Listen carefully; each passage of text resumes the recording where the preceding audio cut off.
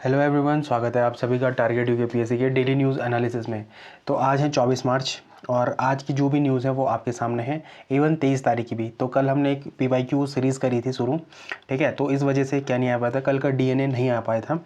लेकिन आज जो 23 और 24 तारीख दोनों ही तारीखों की क्या है इंपॉर्टेंट न्यूज़ आपके सामने है। और जो ये इंपॉर्टेंट न्यूज़ है ना, ये सच में इतनी इंपॉर्टेंट है आपके एग्जाम पॉइंट ऑफ व्यू के लिए कि आपको ये न्यूज़ यहाँ पर प्रीलिम्स के पेपर में भी आ सकती हैं, मेंस के पेपर के लिए तो बहुत ज़्यादा इंपॉर्टेंट है ही है, बट साथ में इंटरव्यू के लिए भी कुछ इंपॉर्टेंट न्यूज़ें हैं। जैसे ये टीबी मुक्त भारत अभियान कब का लक्ष्य था, भारत का 2025 का लक्ष्य था कि 2025 तक हमको क्या करना है, भारत को टीबी मुक्त बनाना है। लेकिन अब ये फिर फर्दर आगे भी इसमें 100 दिवसीय क्या हुआ है, टीबी मुक्त भारत अभियान शुरू किया गया है, ठीक है। तो जो ये इंपॉर्टेंट न्यूज़ है ये आपके एग्जाम पॉइंट ऑफ व्यू के लिए अति महत्वपूर्ण है, ठीक।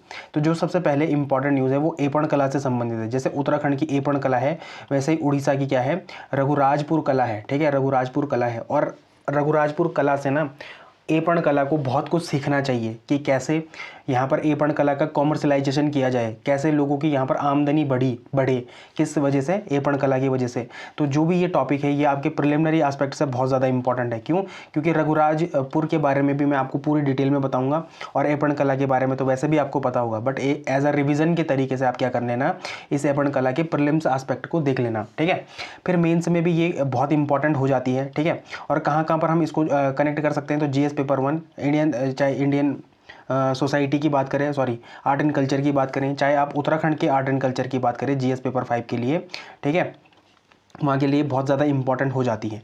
फिर जो अगली न्यूज़ है वो है मावठ से संबंधित। और आपको पता होगा कि क्या होता है, जो सर्दियों के टाइम पे बारिश होती है ना, ठीक है, उसको राजस्थान में क्या कहा जाता है, मावठ कहा जाता है। और ये जो मावठ होती है ये रबी की खेती के लिए बहुत ज़्यादा इंपॉर्टेंट होती है, ठीक है। तो ये जो टॉपिक है ये आपके प्रिलिमिनरी एस्पेक्ट से बहुत ज़्यादा इंपॉर्टेंट है। कई बार ज्योग्राफी में क्वेश्चन देखने को मिलता है, ठीक है। और इस को भी आप मेंस में कहाँ पर कनेक्ट कर सकते हैं, जीएस पेपर 1 इंडियन ज्योग्राफी से क्या कर सकते हैं, कनेक्ट कर सकते हैं। इवन आप उत्तराखंड की ज्योग्राफी से भी इसको क्या कर सकते हैं, कनेक्ट कर सकते हैं, ठीक है, जीएस पेपर 5। और आज देखा है मतलब कि कैसे पश्चिमी विक्षोभ का उत्तराखंड पर कैसा प्रभाव देखने को मिलता है, तो वहाँ पर भी ये टॉपिक क्या हो चुका है, कवर किया गया है, ठीक है। ये इंपॉर्टेंट चीज़ है। फिर जो अगली इंपॉर्टेंट न्यूज़ है वो मैनुअल स्कैवेंजिंग से संबंधित है। और आपको पता होगा कि मैनुअल स्कैवेंजिंग किसे कहते हैं, जो लोग क्या करते हैं, नालियों को साफ करते हैं। जब मैं ये टॉपिक बना रहा था ना, तो जब मैं ऐसे लोगों की स्थिति देखता हूँ, दयनीय स्थिति होती है इन लोगों की, ठीक है।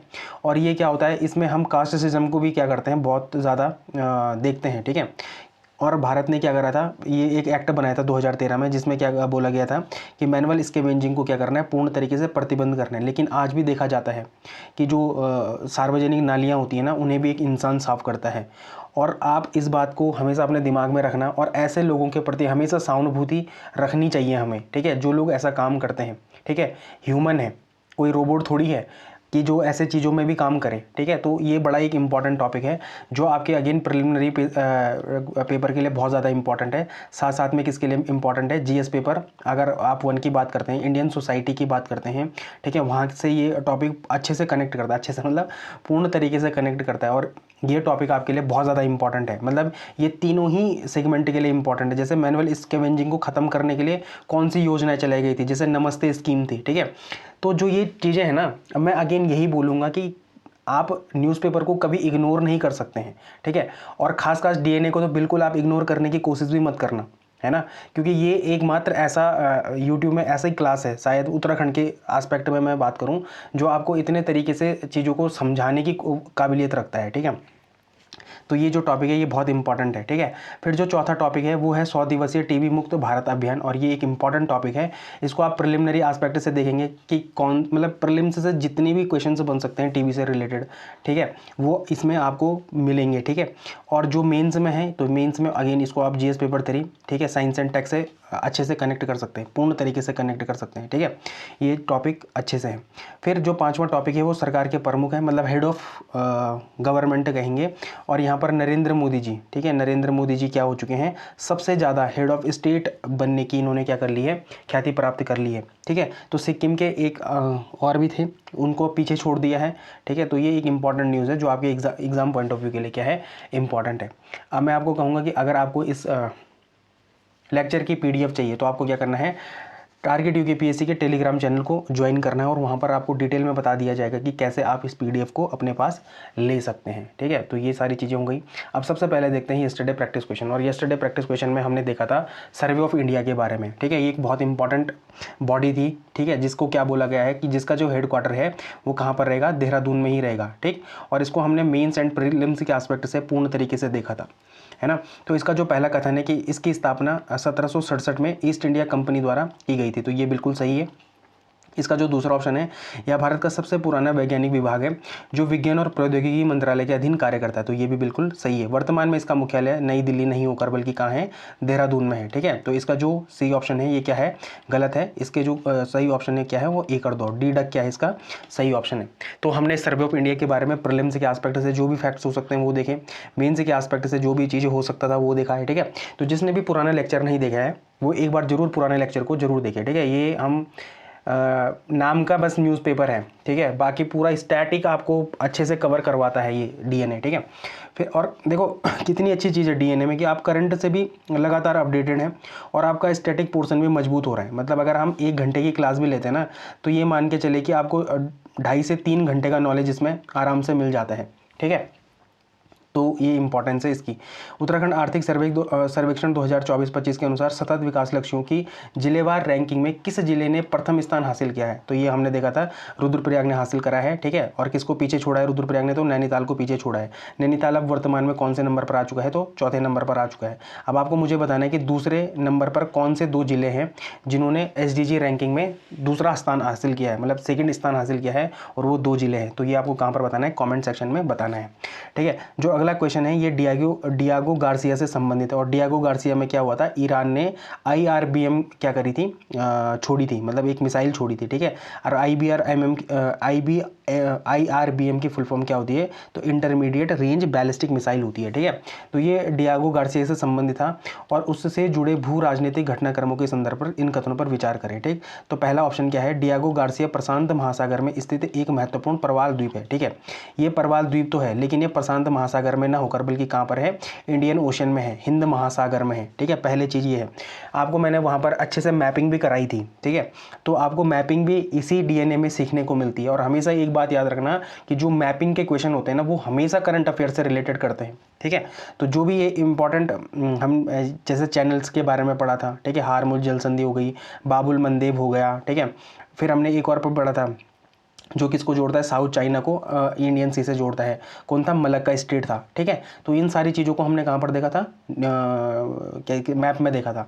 ठीक, तो ये है, तो पहला ऑप्शन क्या है, गलत है, ये कहाँ पर है, इंडियन ओशन में है। जो दूसरा ऑप्शन है वो क्या है, यह चागोस द्वीप समूह का हिस्सा है जिसकी संप्रभुता को लेकर ब्रिटेन और मॉरिशस के बीच ऐतिहासिक विवाद रहा है, ये बिल्कुल सही है। और यहाँ पर जो ब्रिटेन और अमेरिका के मिलिट्री बेसेस हैं वो कितने सालों तक उनके पास हैं, तो 99 वर्षों तक वो किस में लिए गए हैं, लीज पर लिए गए हैं। ठीक है, तो ये एक इंपॉर्टेंट फैक्ट है, ये ऑप्शन है ये सही है। ठीक है, जो तीसरा ऑप्शन है वो क्या है, ईरान द्वारा हाल ही में उपयोग की गई IRBM intermediate range ballistic missile की मारक क्षमता 3000 से 5500 किलोमीटर तक की है, बिल्कुल सही है ये। जो IRBM की जो रेंज है वो कितने तक है, 3000 से 5500 के बीच में, और 5500 से ऊपर किसकी है, तो इंटर कॉन्टिनेंटल बैलिस्टिक मिसाइल की रेंज है। ठीक, तो ये सारी चीज़ें क्या है, इंपॉर्टेंट है। तो यहाँ पर क्या है, दूसरा और तीसरा ऑप्शन क्या है, सही है। ठीक है, दूसरा और तीसरा ऑप्शन क्या है, सही है। तो इसका जो बी बॉल ऑप्शन है वो क्या है, बिल्कुल सही है। अब जो अगली रिपोर्ट है ये विश्व खुशहाली रिपोर्ट से संबंधित है, वर्ल्ड हैप्पीनेस रिपोर्ट से संबंधित है। ठीक है, अब इसके बारे में थोड़ा सा रिवीजन करते हैं। तो भारत की रैंक कितनी है इसमें, 116 रैंक है। ठीक है, ये तो हम आपको क्या होना चाहिए, थ्रू आउट याद होना चाहिए। ठीक, तो पहली चीज़ तो ये हो गई। फिर है दूसरा, पहला ऑप्शन है कि यह रिपोर्ट संयुक्त राष्ट्र सस्टेनेबल डेवलपमेंट सॉल्यूशन नेटवर्क गैलेप और ऑक्सफोर्ड विश्वविद्यालय के वेल बीइंग रिसर्च सेंटर द्वारा संयुक्त रूप से प्रकाशित की जाती है, ये बिल्कुल सही ऑप्शन है। ठीक है, और आप ना ऐसे क्वेश्चंस की करने की आदत डाल लो। ठीक है, कब तक पूछता रहेगा वो आपको कि भारत की रैंक कितनी है, 116। ठीक है, तो आप थोड़ा सा मतलब इसको क्या एक्सप्लेनेशन वे में भी पढ़ा करो। ठीक है, इस रिपोर्ट के अनुसार फिनलैंड लगातार 9वें वर्ष दुनिया का सबसे खुशहाल देश रहा है, ये बिल्कुल सही है। क्या हुआ है कि फिनलैंड लगातार 9वें वर्ष क्या हुआ है, दुनिया का सबसे खुशहाल देश रहा है, ठीक है। फिर तीसरा है कि रिपोर्ट ने यह निष्कर्ष निकाला है कि युवाओं द्वारा अधिक सोशल मीडिया का उपयोग उनके मानसिक स्वास्थ्य और खुशहाली में वृद्धि करता है, वृद्धि नहीं करता बल्कि क्या करता है, नकारात्मक इफेक्ट डालता है। तो ये ऑप्शन क्या है, गलत है। कोस्टा रिका इस वर्ष शीर्ष 5 खुशहाल देशों में शामिल होने वाला एक नया देश बना है, ये भी बिल्कुल ऑप्शन सही है। और कौन सा कोस्टा रिका कौन से नंबर पे है, तो 4th नंबर पर है, ठीक है। वर्ल्ड हैप्पीनेस रिपोर्ट में कोस्टा रिका कौन से नंबर पर आ चुका है, 4th नंबर पर आ चुका है, ठीक है। तो ये पहली बार हुआ है जब शीर्ष 5 देशों में किसने, कोस्टा रिका ने अपना नाम शुमार किया है। तो इसके सही ऑप्शन क्या हो जाएंगे, 1 ऑप्शन सही हो जाएगा, 2 ऑप्शन सही हो जाएगा और 4 ऑप्शन सही हो जाएगा। तो जो इसका सी ऑप्शन है, ठीक है, वो क्या है, सही है। तो मुझे पूर्ण उम्मीद है कि आपका क्या हो गया होगा, एक बार रिवीजन पूर्ण तरीके से हो गया होगा किसका, वर्ल्ड हैप्पीनेस रिपोर्ट का, ठीक है। तो ये एक इंपॉर्टेंट रिपोर्ट है जो आपके एग्जाम पॉइंट ऑफ व्यू के लिए बहुत ज़्यादा इंपॉर्टेंट है। अब देखो, सबसे पहले हम देखते हैं इस वाली न्यूज़ को, ठीक है। तो हमने क्या देखा था कि जो मंत्रिमंडल, देखो जितना भी मंत्रिमंडल का जो राज्य स्तर का है वो हम पहले ही कवर कर चुके हैं एक डीएन में। तो मुझे लगा कि आज फिर से इसका स्टैटिक पोर्शन या जो प्रिलिमिनरी एस्पेक्ट है उसको लाने की कोई ज़रूरत नहीं है। तो अब आपको पता होगा कि जो हमारा मंत्रिमंडल है वो कितना सदस्य होना चाहिए, 12 सदस्य होना चाहिए। इसमें हमने 2 ही चीज़ देखी थी ना, कि एक 15% वाला कॉन्सेप्ट था, एक 12 मंत्रियों वाला कॉन्सेप्ट था, ठीक है। तो भारत उत्तराखंड में कौन सा लागू होता है, 12 मंत्रियों वाला कॉन्सेप्ट लागू होता है। अब देखो थोड़ा सा ना इसमें अपने दिमाग में रखना, इन 12 के 12 जो अपने क्या हैं मंत्री हैं, इनका नाम याद रखना, ठीक है। तो सबसे पहले है पुष्कर सिंह धामी। तो पुष्कर सिंह धामी के पास कौन कौन से क्या हैं, जो ये हमारे सीएम है, ठीक है, पुष्कर सिंह धामी जी, इनके पास कौन कौन से विभाग हैं। तो देखो, कार्मिक एवं सतर्कता विभाग हो गया, सचिवालय प्रशासन हो गया, नियोजन हो गया, राज्य संपत्ति हो गया, सूचना गृह राजस्व हो गया, औद्योगिक विकास खनन सहित ये सारी चीज़ें हैं, ठीक है। श्रम पेयजल हो गया, ऊर्जा हो गया, आबकारी हो गया, न्याय हो गया, नागरिक उड्डयन हो गया, वित्त आवास, ये सारे किसके पास हैं, किनके पास हैं, इन्हीं के पास हैं, ठीक है। तो ये सी चीज़ें इंपॉर्टेंट है। फिर जो सतपाल महाराज जी हैं, इनके पास क्या है, लोक निर्माण विभाग हो गया, ग्रामीण निर्माण हो गया, संस्कृति हो गया, धर्मस्व हो गया, पर्यटन, सिंचाई, लघु सिंचाई, ये सारे के सारे किसके पास हैं, इन्हीं के पास है, ठीक है। भारत नेपाल उत्तराखंड नदी परियोजना भी किनके पास है, सतपाल महाराज जी के पास है, ठीक है। तो थोड़ा मैं ये आपको इसलिए बता रहा हूँ क्योंकि कभी इससे एक क्वेश्चन बन सकता है, ठीक है। और यूके SSS जिस हिसाब से इनके पेपर हैं, ठीक है, और मैं इनके पेपर को बिल्कुल बुरा नहीं बोलूँगा, हाँ, पहली बात ये याद रखना, जब मैंने कल इनका पेपर देखा था ना, वो मुझे कोई बुरा पेपर नहीं लगा था, ठीक है, वो बहुत अच्छा पेपर था, ठीक है। और आपको ऐसे पढ़ने की आदत डाल लेनी चाहिए अब, ठीक है। फिर जो गणेश जोशी जी हैं, जैसे कृषि हो गया, कृषि शिक्षा हो गया, कृषि विपणन हो गया, उद्यान और कृषि हो गया, प्रसंस्करण हो गया, उद्यान और मतलब लगभग सारी की सारी कृषि से संबंधित चीज़ किन के पास है, गणेश जी के पास है। रेशम विकास हो गया, ये सैनिक कल्याण हो गया, ठीक है। तो ये इनके पास है। जो धन सिंह रावत जी हैं, इनके पास क्या है, शिक्षा से संबंधित सारी चीज़ें हैं, ठीक है। बेसिक शिक्षा हो गया, संस्कृत शिक्षा, उच्च शिक्षा, तकनीकी शिक्षा और सहकारिता, इनके पास है, ठीक है। फिर जो सुबोध उनियाल जी हैं, इनके पास क्या है, वन है, निर्वाचन है, ठीक है। विधायी एवं संसदीय कार्य हो गया, चिकित्सा हो गया, स्वास्थ्य हो गया, स्वास्थ्य एवं चिकित्सा शिक्षा हो गया। पहले उनके पास तकनीकी शिक्षा, भाषा विभाग थे जो अब उनसे हटा दिए गए हैं, ठीक है। तो ये सारी चीज़ें हैं। फिर रेखा आर्य, अब देखो ना, इन सब 12 मंत्रियों में से एक महिला है केवल, रेखा आर्य, ठीक है। अब जो कौन सा वाला विधेयक था, वो नारी शक्ति वंदन विधेयक है ना, तो उसके हिसाब से देख लो कितना इंपॉर्टेंट है ये सारी चीज़ें, ठीक। तो ये रेखा आर्य जी हैं, इनके पास महिला सशक्तिकरण, बाल विभाग हो गया, नागरिक आपूर्ति एवं उपभोक्ता मामले हो गए, खेल और युवा कल्याण हो गया। फिर सौरभ बहुगुणा जी के पास भी हैं, जो लाइव स्टॉक होता है हमारा, पशुपालन होता है, दुग्ध विकास, मत्स्य पालन, गन्ना विकास एवं चीनी उद्योग हो गया, प्रोटोकॉल, हाँ, कौशल विकास और सेवा योजना हो गया। तो ये सारी चीज़ें इनके पास है। फिर जो नए मंत्री हैं, जैसे खजान दास हैं, इनके पास क्या है, समाज कल्याण, अल्पसंख्यक कल्याण, छात्र कल्याण और भाषा, इनके पास है। भरत सिंह चौधरी, ठीक है, इनके पास क्या है, ग्राम्य विकास हो गया, लघु एवं सूक्ष्म मध्यम उद्यान और खादी एवं ग्रामोद्योग हो गया। फिर मदन कौशिक के पास क्या है, पंचायती राज हो गया, आयुष हो गया। फिर आपदा प्रबंधन एवं पुनर्वास, पुनर्गठन और जनगणना भी इनके पास है। फिर प्रदीप बत्रा है, सूचना प्रौद्योगिकी एवं सुराज, परिवहन और विज्ञान प्रौद्योगिकी और जैव विज्ञान हो गया, जैव प्रौद्योगिकी हो गया। फिर राम सिंह कैड़ा है, ठीक है, शहरी विकास हो गया, पर्यावरण संरक्षण, जलवायु परिवर्तन व जलागम प्रबंधन इनके पास है, ठीक है। तो थोड़ा सा इनका एक बार तो इनको देख लेना, मतलब जिनको भी ऐसा लगता है कि यहाँ से क्वेश्चन नहीं बन सकता, यहाँ से क्वेश्चन बन सकता है, ठीक है। और जो क्वेश्चन बनेगा ना, फिर दिक्कत तब होगी जब फिर आएगा नहीं। तो एक बार हल्के से सरसरी निगाह से देख लेना, ठीक है, और एक बार इसका स्क्रीनशॉट रख के भी देख लेना, मतलब एक आध बार देख लेना और थोड़ा आइडिया ले लेना। जैसे शिक्षा किन से रिलेटेड, धन सिंह रावत जी से रिलेटेड है, कृषि किन से रिलेटेड है, गणेश जोशी से रिलेटेड है, ठीक है। ऐसे चीज़ों को थोड़ा थोड़ा देख लेना। जैसे रेखा आर्य हैं तो एकमात्र महिलाएं, तो यहाँ से ज़्यादा चांसेस हैं पूछने के, ठीक है। तो ये सारी चीज़ें क्या है, इंपॉर्टेंट है, मंत्रिमंडल से संबंधित, है ना। अब जो पहली न्यूज़ है उसको देखेंगे कि उड़ीसा की प्रसिद्ध ग्राम रघुराजपुर की तर्ज पर उत्तराखंड की पारंपरिक एपण कला को अंतर्राष्ट्रीय स्तर पर प्रमोट करने और इसके जरिए स्थानीय स्तर पर हेरिटेज विलेज विकसित कर रोजगार सृजन की आवश्यकता पर बल दिया गया है। देखो ये बहुत इंपॉर्टेंट दो क्या है, आर्ट एंड कल्चर के क्या है, इंपॉर्टेंट पारंपरिक चीज़ें हैं, ठीक है। तो इनके बारे में हम प्रीलिम्स के एस्पेक्ट से सारी कुछ चीज़ों को देखेंगे, ठीक है। एपण कला सबसे पहले, ठीक है, तो इसका संबंध किससे, कुमाऊं मंडल से पूर्ण तरीके से संबंध है, लेकिन अब ये पूरे ही राज्य में क्या हो चुकी है, लोकप्रिय हो चुकी है, ठीक है। लेकिन मूल रूप से ये कुमाऊनी संस्कृति का हिस्सा माना जाता है। तो एपण कला किसका, कौन सी संस्कृति का माना जाता है पूर्ण तरीके से, तो कुमाऊनी संस्कृति का माना जाता है, ठीक है। एक चीज़ तो ये हो गई। इसमें दो सामग्री यूज़ होती है, जैसे गेरू, तो गेरू क्या होता है, लाल रंग की मिट्टी हो गया, जिसे बैकग्राउंड मतलब बैकग्राउंड तैयार किया जाता है, ठीक है। तो गेरुए रंग से क्या होता है, ये क्या होता है, इससे बैकग्राउंड तैयार किया जाता है। और जो बिस्वार है, ऑब्वियस सी बात है, जो आपको पता होगा कि जो चावल को पीस कर बनाया जाता है, ठीक है, और ये चित्र और पैटर्न बनाने के लिए यूज़ किया जाता है। तो ये विस्वार हो गया, ठीक है। कितने टाइप के होते हैं, जैसे सरस्वती चौकी हो गया, विद्यारंभ के समय, शिव पीठ हो गया, सावन और शिव पूजा के लिए, वसुधारा हो गया, दरवाजे और देहरी पर या पूजा स्थल पर दीवारों पर खड़ी रेखाएं जो बनती हैं वो इससे संबंधित है, ठीक है। बाकी एपण कला के बारे में अगर आपको और डिटेल में पढ़ना है तो आप अपनी स्टैटिक बुक से पढ़ सकते हैं, बट जो एक बेसिक ओवरव्यू है एपण कला का वो यहाँ पर आपको बताया गया है, ठीक है। और एपण कला का जीआई टैग कब मिला था, तो 2021 में इनको क्या मिला था, जीआई टैग मिला था, ठीक है, किसको, एपण कला को। अब जो इंपॉर्टेंट है वो रघुराजपुर है, ये आपके पेपर में आने की प्रबल संभावना है, क्योंकि अब आपके न्यूज़पेपर में भी ये आ चुका है। तो रघुराजपुर क्या है, यह गांव अपनी पट्टचित्र कला के लिए पूरी दुनिया में मशहूर है, ठीक है। पट्टचित्र का क्या मतलब होता है, कपड़े पर बनाए गए चित्र, जिसमें मुख्य रूप से भगवान जगन्नाथ की कलाएं उकेरी जाती हैं। तो आपको पता ही होगा कि जो जगन्नाथ मंदिर है वो कहाँ से संबंधित है, उड़ीसा राज्य से संबंधित है, ठीक है।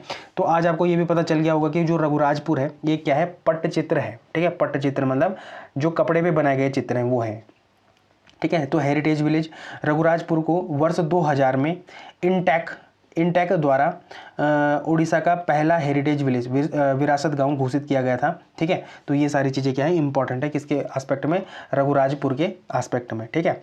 अब जो और भी जैसे कुछ कलाएं हैं, जैसे मधुबनी कहाँ की पेंटिंग है, तो बिहार की पेंटिंग है। वर्ली पेंटिंग कहाँ की है, महाराष्ट्र की है। पिथौरा कहाँ की है, तो गुजरात और मध्य प्रदेश की है। फड़ कहाँ की है, तो राजस्थान की। अब आपको क्या करना है, देखो मधुबनी पेंटिंग की कुछ विशेषताएं हैं वो आपको कहाँ पर बतानी है, कमेंट सेक्शन में बतानी है।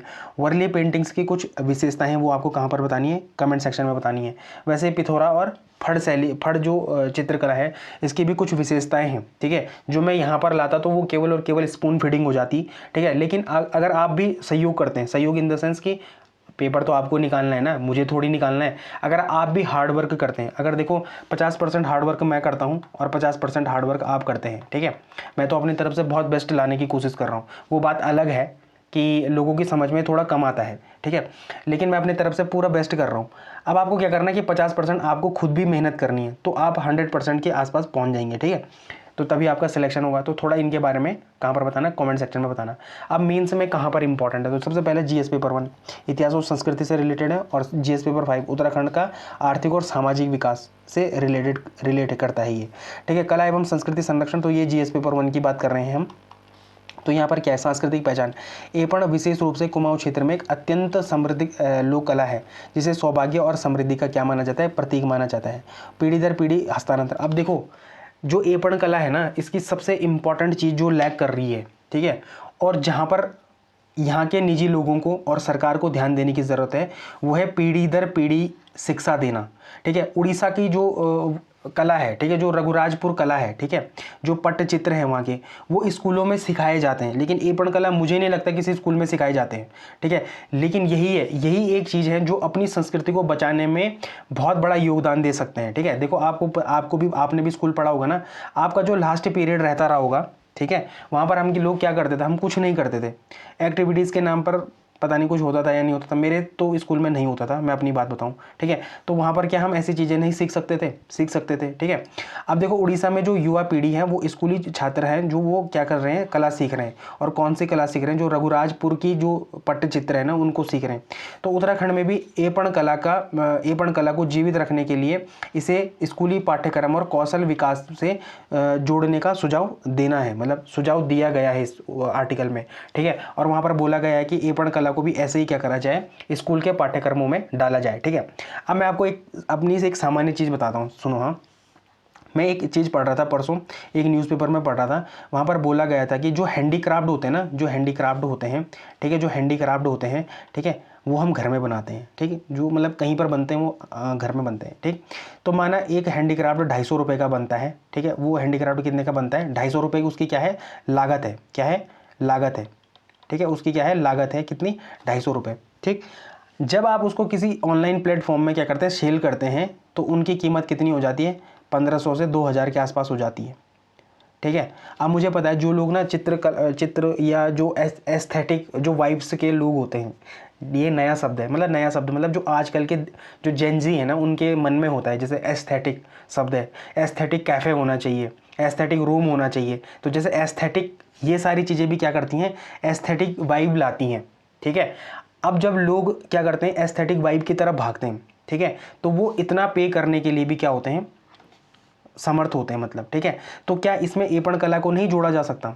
जब भी आप अपने मेंस में आंसर लिखे ना, एक मशीन की तरह आंसर कभी मत लिखना, मैं आपको अभी भी बता रहा हूँ, एक मशीन की तरह आंसर मत लिखना। क्यों? क्योंकि क्या होता है कि हम क्या करते हैं, हम बाज़ारों में जाते हैं, हम मॉडल आंसर ढूंढने की कोशिश करते हैं, और मॉडल आंसर में हमेशा कैसा आंसर होते हैं, वो एक मॉडिफाइड आंसर होते हैं, या तो लोगों ने वो एआई करे होते हैं, ठीक है, या लोगों ने वो किसी बहुत टाइम से चले हुए आ रहे वो आंसर होते हैं।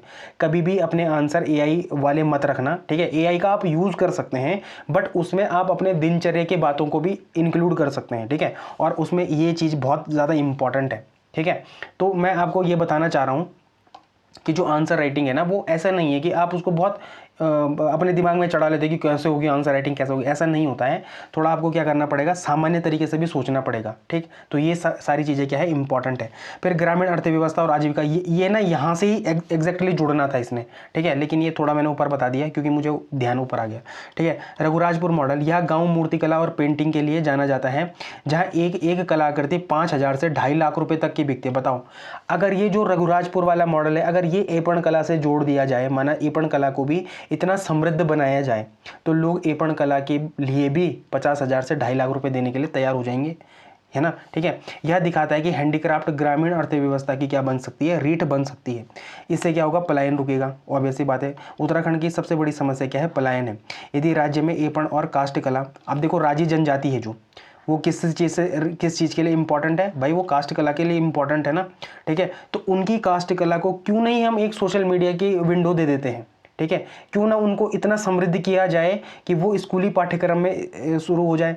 हम लोग, मतलब हमारी सरकार या हम लोग क्या बात करते हैं कि हम रोजगार सृजन करने वाले लोग बने, हम ऐसी जनसंख्या को खड़ा करें जो रोजगार सृजन करे। तो रोजगार सृजन का ऐसा ही हो जाएगा, ऐसे तो नहीं होगा ना, उसके लिए पहले कुछ बीज बोने पड़ेंगे, और वो बीज क्या होंगे, यही तो होंगे, ठीक है ना, यही तो होंगे। तो ऐसे काम सरकार को भी करने चाहिए, और निजी तरीके से जो स्कूल में जैसे प्रिंसिपल वगैरह होते हैं, ठीक है, उनके दिमाग भी इतने खुले वाले विचारों वाले होने चाहिए, ठीक है। तो ये सारी चीज़ें क्या है, इंपॉर्टेंट है। तो उसमें क्या बोला गया है कि यदि राज्य में एपण या कास्ट कला पर आधारित हेरिटेज विलेज विकसित किए जाएं, तो युवाओं को घर बैठे रोजगार मिलेगा, और वे आजीविका के लिए बाहर जाने को मजबूर नहीं होंगे। इससे क्या होगा, अपना जो पलायन है वो रुकेगा। और रिवर्स माइग्रेशन, ये बार बार टर्म्स मेरे मुंह पे आ जाता है, रिवर्स माइग्रेशन क्या होगा, बढ़ेगा, ठीक है, ये इंपॉर्टेंट चीज़ है। फिर टूरिज्म डेवलपमेंट, इससे क्या होगा, टूरिज्म डेवलपमेंट भी होगा। जैसे हेरिटेज जो टूरिज्म होता है वो बढ़ता है। जैसे क्या, उत्तराखंड सरकार धार्मिक पर्यटन को पर बहुत ज़्यादा निर्भर है। उड़ीसा की तर्ज पर क्राफ्ट टूरिज्म या हेरिटेज टूरिज्म को बढ़ावा देने से राज्य में आने वाले पर्यटकों को एक नया अनुभव मिलेगा, और राज्य के राजस्व में भी क्या होगी, वृद्धि होगी, ठीक है। अभी जब मैं कल ना आपको प्रीवियस ईयर क्वेश्चन पेपर का एक्सप्लेनेशन दे रहा था, तो हमने एक चीज़ पढ़ी थी, वन डिस्ट्रिक्ट वन प्रोडक्ट वाली चीज़ पढ़ी थी ना हमने, रुको एक मिनट, हाँ, ठीक है, वन डिस्ट्रिक्ट वन प्रोडक्ट वाली एक अवधारणा पढ़ी थी। उत्तराखंड ने क्या करा, वन डिस्ट्रिक्ट टू प्रोडक्ट बना दिया, ठीक है, वन डिस्ट्रिक्ट टू प्रोडक्ट बना दिया, ठीक है। अब जो वो प्रोडक्ट है ना, जहाँ पर वो हैंडीक्राफ्ट भी थे, कहीं से हमने क्या देखे थे, हैंडीक्राफ्ट देखे थे। जैसे हमने रुद्रप्रयाग का देखा था कि मशीन सॉरी मंदिर वाली जो क्या होती है, क्राफ्ट होती हैं, या जो क्या होते हैं प्रसाद वाला, वो देखा था वहाँ पर हमने, ठीक है, 2 प्रोडक्ट में। तो क्या इन सारी चीज़ों को अपने सब्जेक्ट्स में नहीं लाना चाहिए? देखो भाई, हम उत्तराखंड में पढ़ रहे हैं, क्या उत्तराखंड गवर्नमेंट उत्तराखंड के सभी विद्यालयों में ये एक पाठ्यक्रम अलग से नहीं जोड़ सकती? ये कोई बहुत बड़ी चीज़ नहीं है, ठीक है। और जो ये लास्ट पीरियड वाली अवधारणा है, जिसमें लोग गेम्स के बोलते हैं, मैं ये नहीं कह रहा गेम्स खराब है, लेकिन मुझे ऐसा लगता है कि अगर आप रोजगार सृजन करने वाली डेमोग्राफी बनाना चाहते हैं, तो आपको ऐसे बीज अभी से बोने पड़ेंगे, ठीक है। पता नहीं कब होंगी, लेकिन होनी चाहिए ये सारी चीज़ें। ये क्या है, बहुत एक इंपॉर्टेंट टॉपिक है, ठीक है, जो मुझे लगता है आपकी समझ आया होगा। और अगर आया है आपकी समझ अच्छे से, तो आपको क्या करना है, इस MCQ का क्या करना है, आंसर करना है। कहाँ पर? कमेंट सेक्शन में करना है, ठीक है। तो ये एक बहुत ही ज़्यादा अच्छा क्या है, क्वेश्चन पूछा गया है आपको, ठीक है। और मुझे उम्मीद है कि आप क्या करेंगे, इसका आंसर करेंगे, ठीक। अब जो दूसरी न्यूज़ है, ये अगेन बहुत ज़्यादा इंपॉर्टेंट है, और यहाँ पर मावट, मैंने बोला था आपको कि मावट से संबंधित है ये, ठीक है। किससे संबंधित है? मावट से संबंधित है ना। तो उत्तर भारत में भूमध्य सागर से उठने वाले पश्चिमी विक्षोभ के कारण होने वाली सर्दियों की बारिश, जिसे स्थानीय भाषा में मावट कहा जाता है, इस साल जलवायु पैटर्न के बदलाव के कारण 2 महीने देरी से आई है। और जो कल परसों बारिश हुई थी ना पूरे उत्तराखंड में, ये उस चीज़ से क्या है, रिलेटेड है, ठीक है। तो पश्चिमी विक्षोभ क्या है, वेस्टर्न डिस्टर्बेंस क्या है, इसकी प्रकृति क्या है? यह एक उष्ण कटिबंधीय चक्रवात नहीं है। देखो, पहली चीज़ तो ये इंपॉर्टेंट है, उष्ण कटिबंधीय चक्रवात कहाँ पर आते हैं? भूमध्य रेखा के आसपास आते हैं, ठीक है। तो ये क्या है, ये अतिरिक्त उष्ण कटिबंधीय चक्रवात है, एक्स्ट्रा ट्रॉपिकल स्ट्रोम है, या शीतोष्ण चक्रवात है ये। तो आप हमेशा याद रखना कि जो पश्चिमी विक्षोभ है वो कौन से चक्रवातों से बनता है, तो या तो शीतोष्ण चक्रवात होगा, या अतिरिक्त उष्ण कटिबंधीय चक्रवातों से बनता है। और ऐसे क्वेश्चंस आपको कथन में पूछे जाते हैं, ठीक है, इस बात को याद रखना। उत्पत्ति का स्थल क्या है, तो यह मुख्य रूप से भूमध्य सागर से उत्पन्न होता है। इसके अलावा यह काला सागर, ठीक है, यह कैस्पियन सागर से भी नमी ग्रहण करता है, ठीक है। अब मैं आपको एक बहुत ही अच्छा क्वेश्चन देने वाला हूँ, ठीक है, वो मैपिंग से रिलेटेड है। वो किससे रिलेटेड है? मैपिंग से रिलेटेड है, ठीक है। अब जितने भी लोग ना आंसर देते हैं, एटलीस्ट मैं उनसे अपेक्षा करूंगा कि वो इसका आंसर जरूर कहाँ पर दे, कमेंट सेक्शन में दे, ठीक है। ऐसे बैठने से कुछ नहीं होगा, अगर कोई लेट के देख रहा है तो अभी बैठ जाए, ठीक है, और आराम से पढ़ ले जरा, ठीक है। आपको क्या करना है कि भूमध्य सागर से लगने वाले देश कौन कौन से, ये आपने कहाँ पर बताने, कमेंट सेक्शन में बताने, ठीक है। ब्लैक सी से लगने वाले देश कौन कौन से, ये आपने कमेंट सेक्शन में बताने। और कैस्पियन सागर से लगने वाले देश कौन कौन से, ये आपने कहाँ पर बताने, कमेंट सेक्शन में बताने। यहाँ से पक्का एक क्वेश्चन आपके पास हमेशा आता है, ठीक है। इस बात को याद रखना, चाहे आप SSC का पेपर दे रहे हो, चाहे आप UKPSC का पेपर दे रहे हो, PCS का दे रहे हो, कुछ भी पेपर दे रहे हो, इवन UPSC का एग्जाम दे रहे हो, तो they will ask the question from here, ठीक है। इन सारी लोकेशन से वो क्वेश्चन बनाते हैं, ठीक है। और ये बहुत इंपॉर्टेंट है, तो आलस मत करना, और इसका आंसर जरूर कहाँ पर देना, कमेंट सेक्शन में देना, ठीक है। अब जो ये पश्चिमी विक्षोभ है ना, इसका कैरियर कौन है, इसका वाहक कौन है, जो इसको कहाँ पर लाता है? भारतीय उपमहाद्वीप में लाता है। और भारतीय उपमहाद्वीप से संबंध किसका है? पाकिस्तान, अफगानिस्तान, ठीक है, इधर नेपाल, भूटान, ये भारत, ठीक है, ये इसमें बांग्लादेश को भी इंक्लूड करो। तो यहाँ पर कौन लाता है? तो देखो, जो क्षोभ मंडल है, क्षोभ मंडल की ऊपरी परतें हैं जो पश्चिम से पूर्व की ओर चलने वाली क्या है, उष्ण कटिबंधीय पछुआ जेट स्ट्रीम है जो, ठीक है। तो वो लाती हैं इसको कहाँ पर लाती हैं? भारतीय उपमहाद्वीप में लाती हैं, ठीक है। इसके लिए अवरोध का काम कौन कौन करता है? तो हिमालय पर्वत की श्रृंखला इन हवाओं को रोकती है, जिससे उत्तर पश्चिम भारत, जम्मू कश्मीर हो गया, हिमाचल हो गया, उत्तराखंड हो गया, पंजाब हो गया, हरियाणा हो गया, और UP हो गया, यहाँ पर क्या करती हैं? बारिश और बर्फबारी होती है, ठीक है। तो ये इंपॉर्टेंट, तो जो पश्चिमी विक्षोभ है, ये आपका पूर्ण तरीके से क्या हो चुका है, कंप्लीट एक टॉपिक हो चुका है यहाँ पर, ठीक है। तो ये सारी चीज़ें क्या है, इंपॉर्टेंट है। अब मावट के बारे में थोड़ा पढ़ लेते हैं, ठीक। और ये आर्थिक भूगोल है, ये बड़ा इंपॉर्टेंट है GS पेपर 1 में। जो भूगोल है ना, इंडियन भूगोल की बात करते हैं, तो वो मावट। तो स्थानीय नाम जो क्या होते हैं, सर्दियों में दिसंबर और फरवरी में होने वाली इस वर्षा को राजस्थान और उत्तर भारत में क्या कहा जाता है? मावट कहा जाता है, या महावट कहा जाता है, ठीक है। फसलों के लिए महत्व है, क्योंकि ये क्या करती हैं, रबी की फसलों को, सर्दियों की फसलें के लिए क्या है, गोल्डन ड्रॉप है, अमृत मानी जाती हैं, ठीक है। तो ये पेपर में आते हैं, ठीक है, ये पूछा जाता है। इससे लाभान्वित जो फसलें हैं वो कौन कौन सी हैं? तो गेहूँ हो गया, जौ हो गया, चना हो गया, और सरसों हो गया, ठीक है। तो ये सारी चीज़ें क्या है, इंपॉर्टेंट है। जरा मुझे गेहूं का MSP बताना कितना है? MSP MSP कितना है, मिनिमम सेलिंग प्राइस उत्तराखंड के आस्पेक्ट से कितना है, 24-25 है। ठीक है, ये जब हम आर्थिक सर्वेक्षण पढ़ेंगे ना, अब पढ़ने वाले हैं, बहुत जल्दी पढ़ने वाले हैं। ठीक है, तो उसका जो MSP है वो कितना है गेहूं का, वो कितना है, 24-25 है, 2425 रुपये है। ठीक है, तो ये कभी कभी पूछे जाते हैं क्या, MSP रेट भी पूछे जाते हैं। ठीक है, UPPCS तो बहुत ज़्यादा पूछते हैं यहाँ से क्वेश्चन, और देर नहीं है कि उत्तराखंड भी इससे पूछना स्टार्ट कर दे। ठीक है, फिर उत्तराखंड के लिए कुछ इंपॉर्टेंट है, जैसे जल विज्ञान, और जल विज्ञान को क्या कहते हैं भाई, हाइड्रोलॉजी कहते हैं। इस बात को थोड़ा सा ध्यान में रखना। ठीक है, तो पश्चिमी विक्षोभ से उत्तराखंड के उच्च हिमालय क्षेत्र जैसे गंगोत्री, यमुनोत्री, नंदा देवी जो भी हैं, यहाँ पर क्या होती है, भारी बर्फबारी होती है, और यही बर्फ़ गर्मियों में पिघलकर उत्तराखंड की सदा नीरा जो नदियां हैं, जैसे गंगा हो गई, यमुना हो गई, काली हो गई, वहाँ पर क्या करती हैं, जल स्रोतों को बनाती हैं। ठीक है, फिर यहाँ पर जो वनस्पति और बागवानी है, जैसे सेब हो गया, आड़ू हो गया, खुमानी हो गया, तो ये क्या होते हैं कि टेम्परेट फ्रूट्स होते हैं। और यहाँ पर क्या होता है कि चिलिंग आवर वाला कॉन्सेप्ट भी है। मतलब ये क्या होती है कि जो सेब के लिए हमने क्या पढ़ा है, बार बार हम पढ़ते ही हैं कि सेब के लिए क्या चाहिए भाई, चिलिंग आवर से चाहिए। तो ये सारी चीज़ें इंपॉर्टेंट होती है। आड़ू के लिए क्या चाहिए, चिलिंग आवर से चाहिए। ठीक है, खुमानी के लिए क्या चाहिए, चिलिंग आवर्स चाहिए। तो थोड़ा सा मुझे चिलिंग आवर्स के बारे में भी आप कहाँ पर बताना, कॉमेंट सेक्शन में बताना। ठीक है, ये सारी चीज़ें क्या है, इंपॉर्टेंट है आपके एग्जाम पॉइंट ऑफ व्यू के लिए। ठीक, तो चिलिंग आवर भी हमने बड़े ही डिटेल में पढ़ा है। फिर है आपदा प्रबंधन। तो यह जब यह विक्षोभ बहुत तीव्र होता है, जैसे कि अप्रैल में, ठीक है, तो यह उत्तराखंड में बादल फटने, क्लाउड बस्ट इंपॉर्टेंट है। भूस्खलन, लैंडस्लाइड हो गया, या बेमौसम क्या ओलावृष्टि का कारण भी बनता है। तो ये सारी चीज़ें क्या है, इंपॉर्टेंट है।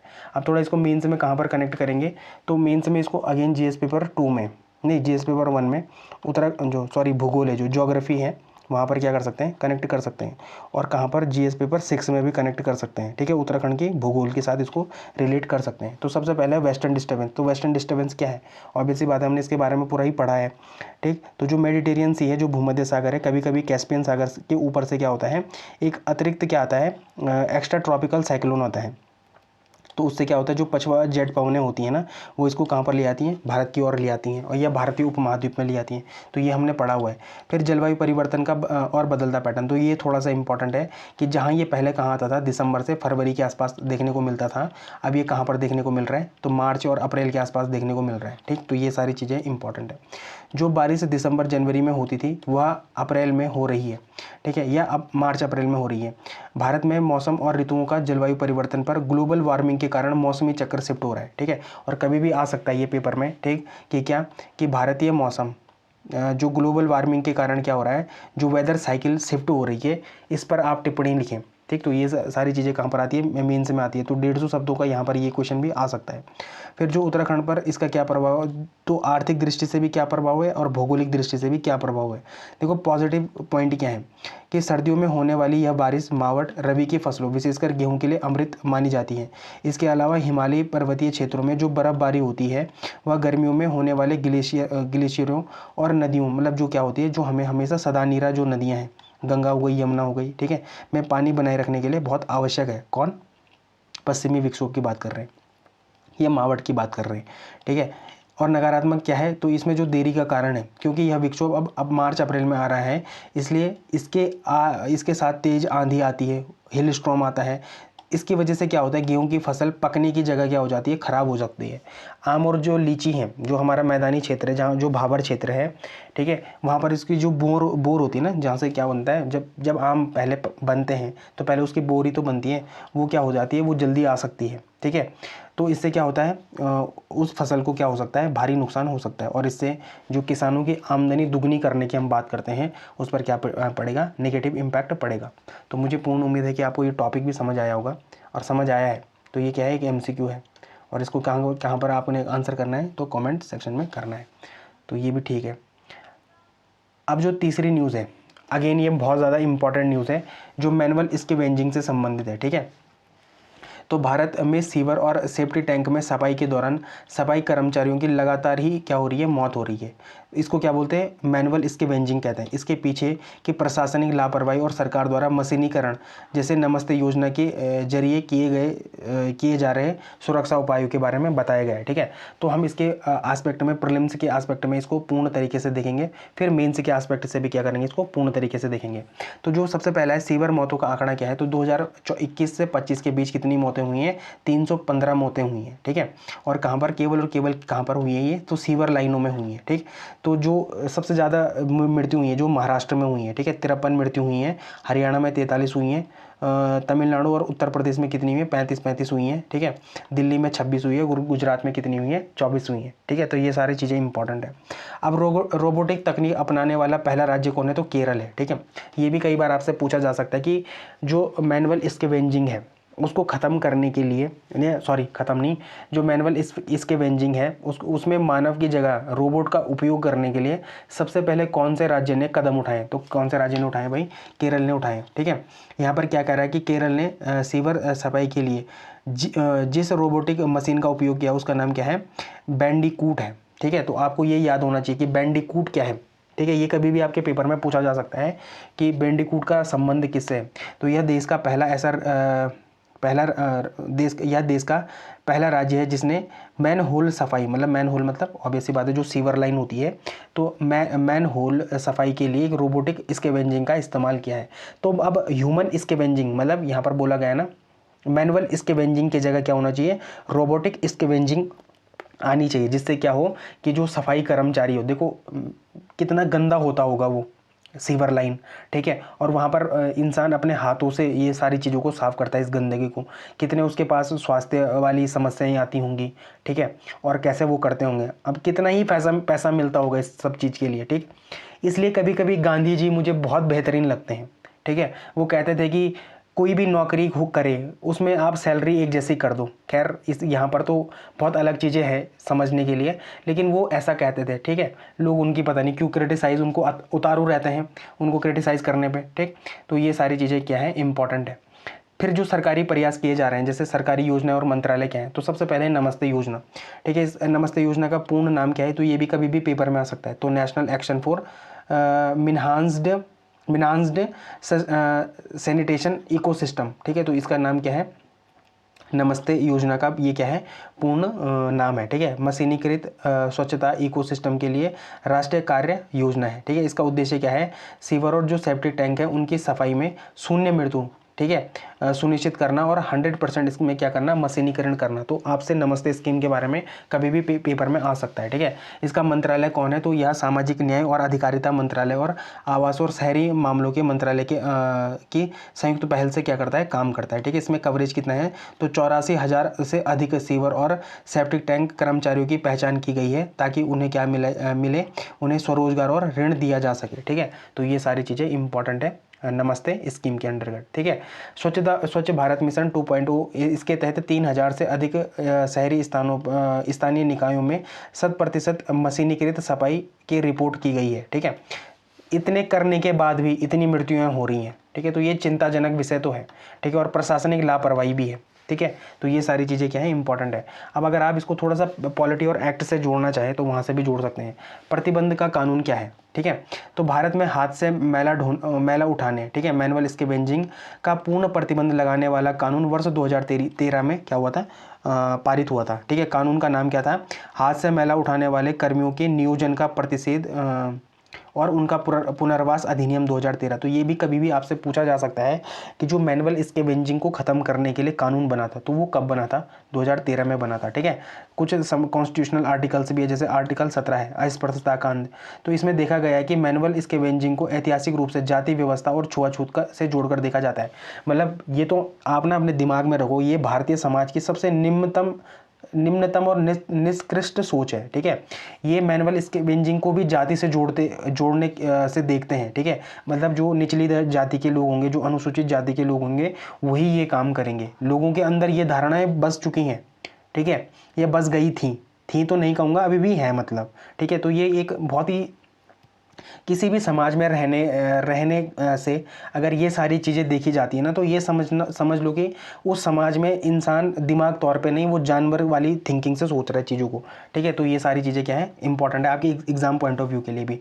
फिर जो आर्टिकल 21 है, जीवन और व्यक्तिगत स्वतंत्रता का संरक्षण, इसमें गरिमापूर्ण जीवन जीने का अधिकार शामिल है, इस प्रथा में हनन होता है। ठीक है, तो ये सारी चीज़ें क्या है, इंपॉर्टेंट है। फिर अगर आप इसको थोड़ा जनरल साइंस से भी जानने की कोशिश करेंगे तो वो भी देख लेते हैं।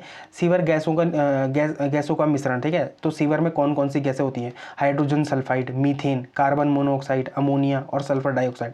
एक भी गैस इसमें ऐसी नहीं है जो ठीक हो, मतलब ये सारी जानलेवा गैसें हैं। ठीक है, और जो हाइड्रोजन सल्फाइड है भाई, आपने कभी, अगर आपकी केमिस्ट्री वगैरह रही होगी तो आपने सड़ी हुई अंडे की गंध सूंघी होगी ना, कहाँ पर, आपने लैब में सूंघी होगी। ठीक है, तो ये इतनी खतरनाक गंध है, यानी कि ये आपके नर्वस सिस्टम को फेल कर देती है। ठीक है, और इससे मृत्यु, मतलब जो इंसान की मृत्यु होती है वो बहुत मतलब हो जाती है। ठीक है, और जल्दी हो जाती है। ठीक, तो ये सारी चीज़ें क्या है, आपके एग्जाम पॉइंट ऑफ व्यू के लिए इंपॉर्टेंट है।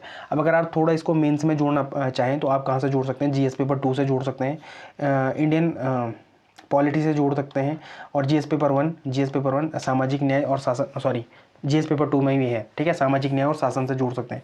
सबसे पहले तो मौलिक अधिकार, और उन लोगों के कौन से 2 मौलिक अधिकारों का हनन होता है, तो आर्टिकल 21 और आर्टिकल 17 का यहाँ पर हनन देखने को मिलता है। ठीक है, मैनुअल स्कैवेंजिंग एक प्रकार की जाति आधारित पेशे का आधुनिक और अमानवीय रूप है। ठीक, तो ये सारी चीज़ें क्या है, इंपॉर्टेंट है। फिर सामाजिक न्याय, समाज में कमजोर वर्ग जैसे दलित हो गया है ना, जो इस कार्य के लिए सबसे ज़्यादा लगे हैं, का संरक्षण क्या करना है, कल्याण करना है। फिर कानूनी प्रावधान भी है। ठीक है, ये आपको मैंने बताया था, PMSRA एक्ट 2013 का है। इस वजह से क्या हो गया था कि जो ये इसके मैनुअल स्कैवेंजिंग है, इस पर क्या करा गया था, पूर्ण तरीके से बैन लगाया गया था, और इसी की असफलता देखने को मिलती है, शासन के द्वारा इसकी विफलता, जिसकी वजह से क्या हुई, 315 मौतें हुई हैं।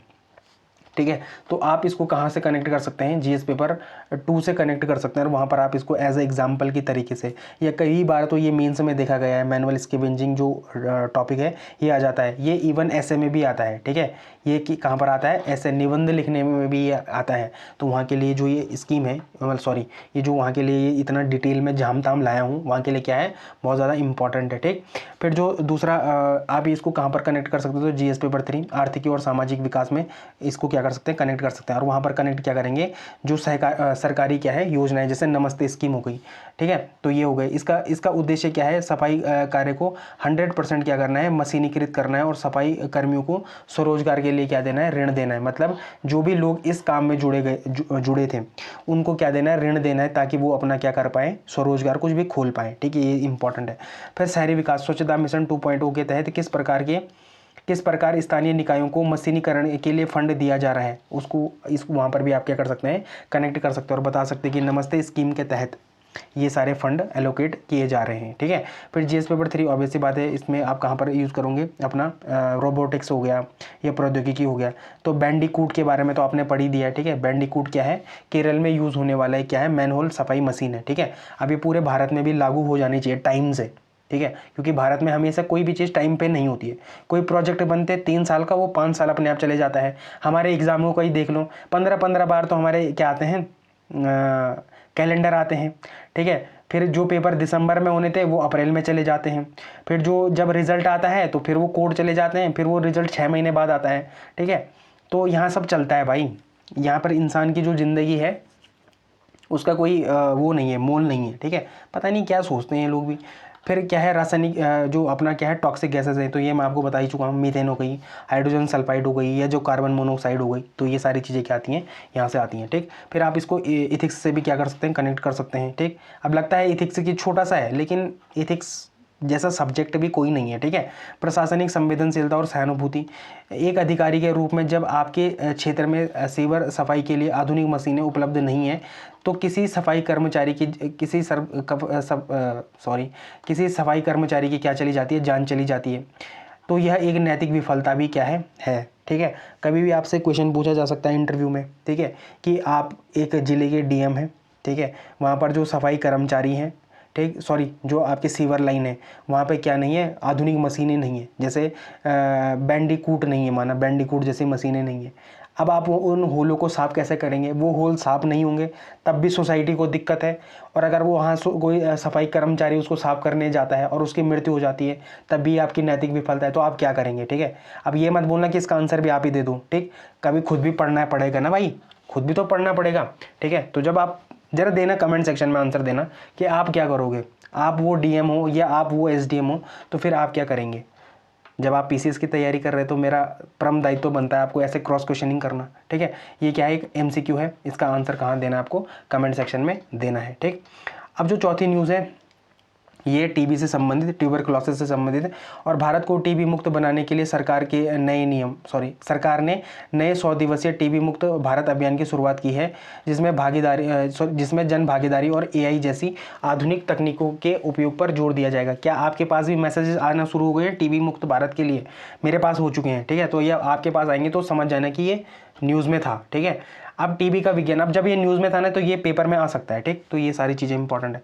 पहले रोगजनक, तो टीबी एक क्या है, बैक्टीरियल जीवाणु जनित बीमारी है, यह माइक्रोबैक्टीरियम ट्यूबरकुलोसिस नामक बैक्टीरिया से होता है। तो सबसे पहला क्वेश्चन तो यही आपसे पूछा जा सकता है कि ये कौन सा बैक्टीरिया से होता है, तो कि किससे होता है, माइक्रोबैक्टीरियम ट्यूबरकुलोसिस से होता है। इसका जो संचरण होता है, क्या होता है, ये एक संक्रमित व्यक्ति से दूसरे संक्रमित व्यक्ति में भी फैल सकता है। ठीक है, अगर आप उसके साथ रहते हैं, ठीक है, किसी भी तरीके से संपर्क करते हैं तो ये आप में भी इजीली फैल जाएगा। ठीक, प्रभावित अंग क्या क्या है? अब अधिकतर हमने ना देखा है कि फेफड़े इससे प्रभावित होते हैं, लेकिन ऐसा नहीं है। इससे और भी चीज़ें क्या होती है, इफेक्ट होती है। इससे किडनी इफेक्ट होती हैं, इससे जो स्पाइन होती है, अपनी रीढ़ की हड्डी होती है, वो भी इससे क्या होती है, प्रभावित होती है, और इससे मस्तिष्क भी क्या होता है, प्रभावित होता है। अगर माना कि आपके ऑप्शन में ये नाम भी लिखे हुए आ गए तो समझ जाना कि ये सारे के सारे सही हैं। ठीक है, मतलब इन सब चीज़, यहाँ पर किडनी, रीढ़ की हड्डी और मस्तिष्क भी क्या होते हैं, प्रभावित होते हैं। फेफड़े तो होते ही होते हैं। ठीक है, ये सारी चीज़ें हैं।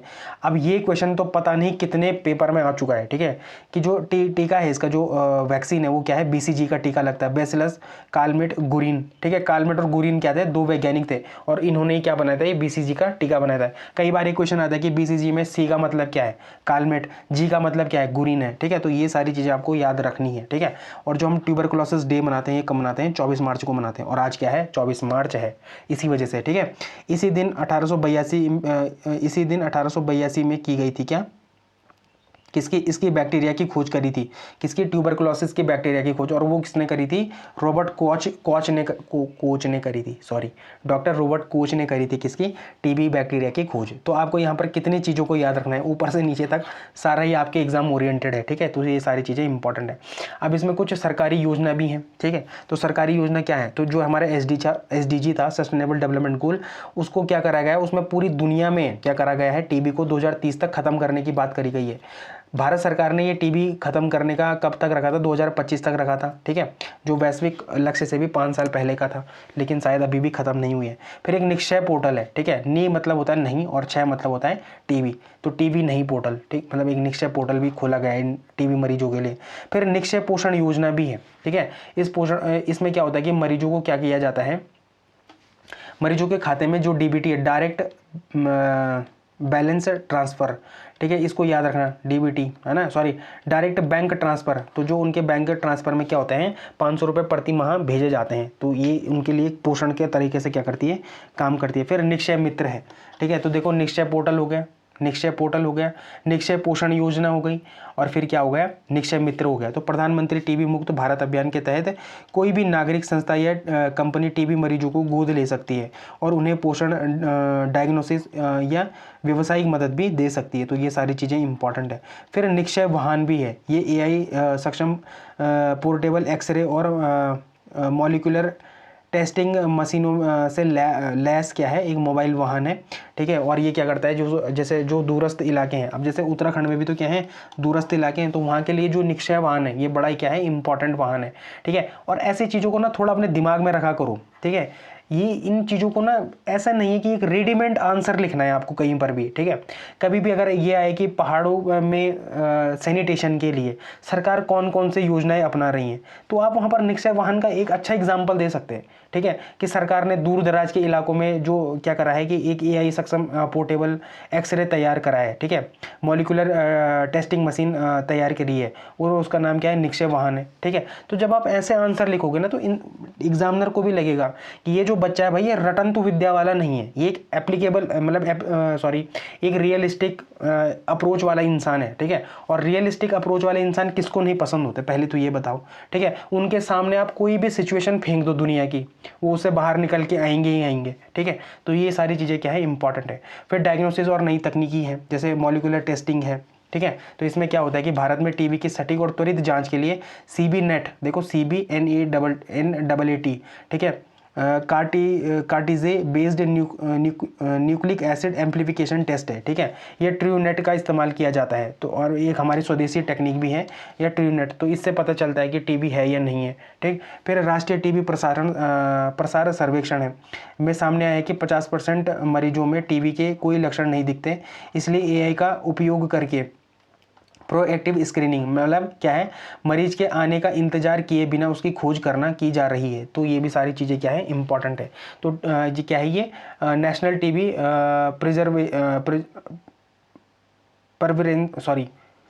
प्रिवलेंस सर्वे है ये, ठीक है। तो ये सारी चीज़ें क्या है, इंपॉर्टेंट है। फिर दवा ड्रग प्रतिरोध, मतलब ये जो रेजिस्टेंट टीबी है, ठीक है। तो इसमें एक MDR टीबी होती है, मल्टी ड्रग रेजिस्टेंट टीबी। जब मरीज पर टीबी के 2 सबसे शक्तिशाली फर्स्ट लाइन दवाएं काम नहीं करती हैं तो तब इनको क्या दी जाती है, MDR टीबी दी जाती है। फिर XDR टीबी है, जब सेकेंड लाइन की भी दवाएँ क्या नहीं करती, काम नहीं करती, तो तब क्या दी जाती है, ये XDR टीबी वाली दवा दी जाती है, ठीक है। फिर आप इसको मेंस में कहाँ पर कनेक्ट करेंगे, तो ऑब्वियस सी बात है GS पेपर 3 सामान्य विज्ञान और प्रौद्योगिकी के साथ क्या कर सकते हैं, आप इसको रिलेट कर सकते हैं और वहाँ पर बता सकते हैं कि स्वास्थ्य सेवाओं में जो AI है उसका उपयोग कैसे हो रहा है। जैसे AI सक्षम हेड हेल्ड एक्सरे कराए जा रहे हैं, ये हो गया, ठीक है। हेल्थ टेक हो गया, या role of AI in everyday हो गया। तो ऐसे सवालों में आप इसका क्या कर सकते हैं, आंसर लिख सकते हैं, ठीक। फिर बीमारी का बदलता स्वरूप आपने देखा ही, जो अपना क्या है राष्ट्रीय टीबी प्रसार सर्वेक्षण है, इसमें सीधे सीधे यहाँ पर बताया गया कि जो 50% टीबी मरीज हैं उसमें पता ही नहीं चलता, उनके सिम्टम्स ही नहीं दिखते, ठीक है। इसके लिए क्या बना रहे हैं भाई, प्रोएक्टिव स्क्रीनिंग बहुत ज़रूरी है। तो ये सारी चीज़ें इंपॉर्टेंट है। फिर GS paper 2 political and social justice, और GS पेपर 3 इकोनॉमी और सोशल डेवलपमेंट में भी क्या कर सकते हैं, आप इसको यूज़ कर सकते हैं, ठीक है। तो गवर्नेंस में जैसे भागीदारी हो गई, जैसे पब्लिक पार्टनरशिप हो गई, वहाँ पर है। जैसे स्वास्थ्य नीति सिर्फ स्वास्थ्य मंत्रालय तक ही सीमित नहीं है, इसमें 25 अन्य मंत्रालय, पंचायती राज संस्थाओं और माई भारत कार्यक्रम के तहत 2 लाख से अधिक युवाओं का सहयोग हो रहा है। यह होल ऑफ सोसाइटी अप्रोच का एक बेहतरीन एग्जाम्पल है। भाई ये सारी चीज़ें बहुत इंपॉर्टेंट है, ठीक है। और आज का लेक्चर मुझे लगता है सबसे ज़्यादा इंपॉर्टेंट है, ठीक। फिर है शहरीकरण और स्वास्थ्य। तो तेज़ी से हो रहे शहरीकरण के कारण स्लम और प्रवासी मजदूरों के क्लस्टर टीबी के नए हॉटस्पॉट बनते जा रहे हैं। तो यहाँ पर क्या करना है भाई, यहाँ पर सैनिटेशन की क्या है, बहुत ज़्यादा ज़रूरत है। और ये क्या है, आपके लिए एक MCQ है। तो मुझे पूर्ण उम्मीद है कि आपको ये टॉपिक अच्छे से समझ आया होगा, और समझ आया है तो आपको यहाँ पर क्या करना है, इसका आंसर करना है, ठीक। फिर यह है कि मोदी जी सर्वाधिक समय तक सरकार के प्रमुख रहने वाले नेता बने हैं, ठीक है। तो नंबर 1 पर है मोदी जी हैं, अपने 8,931 दिन तक ये क्या बने हैं, पहले गुजरात के CM थे और फिर प्रधानमंत्री थे। फिर पवन चामलिंग है, ठीक है, ये 8,930 दिन तक बने थे, CM के क्या थे, सिक्किम के क्या थे, CM थे, ठीक है। तो ये थोड़ा इंपॉर्टेंट है। तो प्रधानमंत्री नरेंद्र मोदी अपने मुख्यमंत्री और प्रधानमंत्री के कुल कार्यकाल को मिलाकर भारत के इतिहास में सबसे लंबे समय तक क्या बने, हेड ऑफ गवर्नमेंट बनने वाले नेता हैं, ठीक है। तो ये पहले ही मंत्री, सबसे पहले व्यक्ति हैं नरेंद्र मोदी जी जो सरकार के प्रमुख रह चुके हैं। कितने, 8,931 दिन रह चुके हैं। किसका रिकॉर्ड तोड़ा इन्होंने, तो पवन कुमार चामलिंग का रिकॉर्ड तोड़ा इन्होंने, ठीक है, जो कि सिक्किम के मुख्यमंत्री थे, ठीक।